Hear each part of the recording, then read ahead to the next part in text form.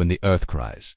What the floods in the US are trying to tell us. Hi, I'm Noah Smith, welcome back. Today we're going beyond the headlines. We're going to look at the floods sweeping across the United States and to understand what they reveal about us, our collective consciousness, and the energy we're sending out. Like, comment, share, and subscribe, so this message reaches those who need it.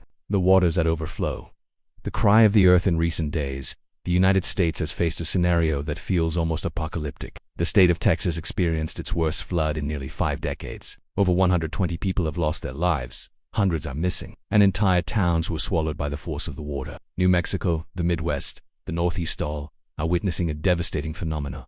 Intense rains, overflowing rivers, collapsing structures. But is this really just about the climate, or is there something deeper happening? From a physical perspective, climate change offers answers. But from a spiritual and quantum perspective, perhaps these waters are trying to show us something. Because in the universe, nothing is a coincidence. The universe is mental.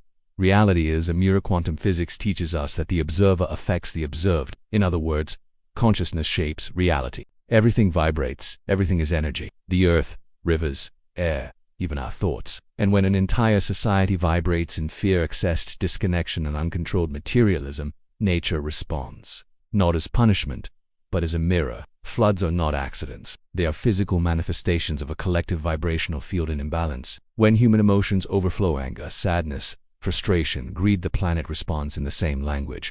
Overflow. The spiritual language of floods in many spiritual traditions. Water represents emotion, the subconscious purification, the force that destroys in order to renew. When water overflows, it carries away what is stagnant, hidden, rotten, and washes it clean.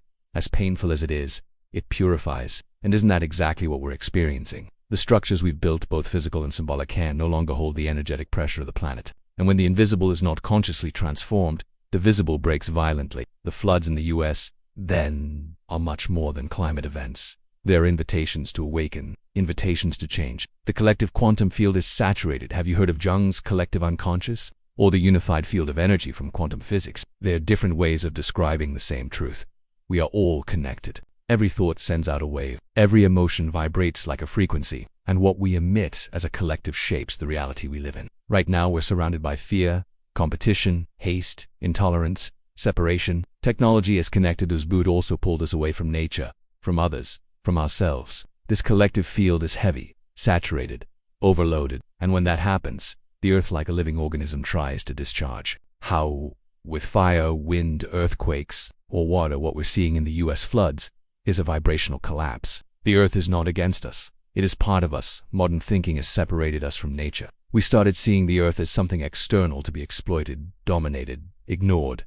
But that's not the truth. Spiritually, we are one consciousness. Every tree, every river, every animal, every human cell pulses with the same creative force. And when we ignore that, we fracture the natural balance. It est like the body developing a fever, and the floods are the earth's way of sweating it out. The planet doesn't want to punish us, it wants to wake us up. Repetitions that demand change. Have you noticed how these kinds of events are becoming more frequent? Texas already suffered massive flooding and hurricanes in 2017. New York was inundated in 2021. Brazil, Germany, India, China, all corners of the world are experiencing climate chaos.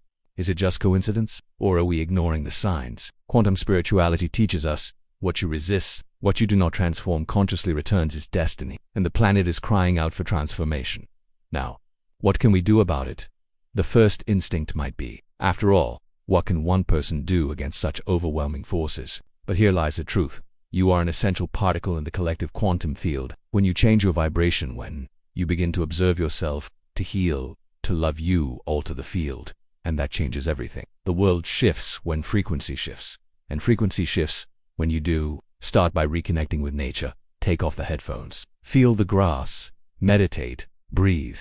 Be still. Practice gratitude. Then, in the midst of chaos, reflect on your excesses, your pressures, your pace. Learn to see others as parts of yourself. The quantum butterfly effect in chaos theory. It is said that the flap of a butterfly's wings can cause a hurricane on the other side of the world. In quantum physics, a single electron can change the behavior of an entire system. In spirituality, one awakened soul can light up thousands. You can be that butterfly. Maybe you can't stop the rain, but you can't shift the energy through which it arrives. You can transform fear into faith, despair into surrender, anger into compassion, because the universe is a field of infinite possibilities. And every thought is a seed. Floods as portals. As hard as it may be to say, floods can also be portals. Many people are departing the physical world right now. Families are being separated, homes are being lost, but what remains is the soul. For those who leave, it is a new journey. For those who stay, it is a call to action, a call to awakening. These extreme events are opening cracks in our reality so we can see beyond the material, so we can remember that we are spiritual beings having a human experience, not the other way around. The earth is ascending.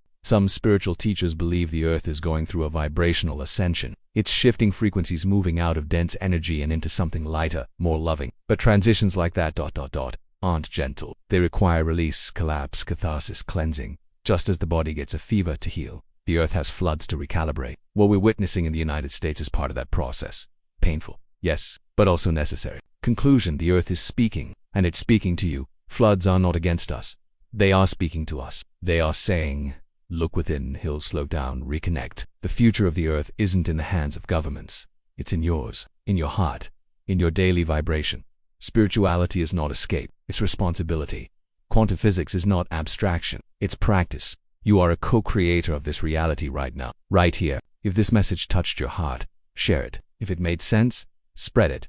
And if it awakened something in you, welcome back to consciousness. I'm Noah Smith, and you've just taken a step beyond the material.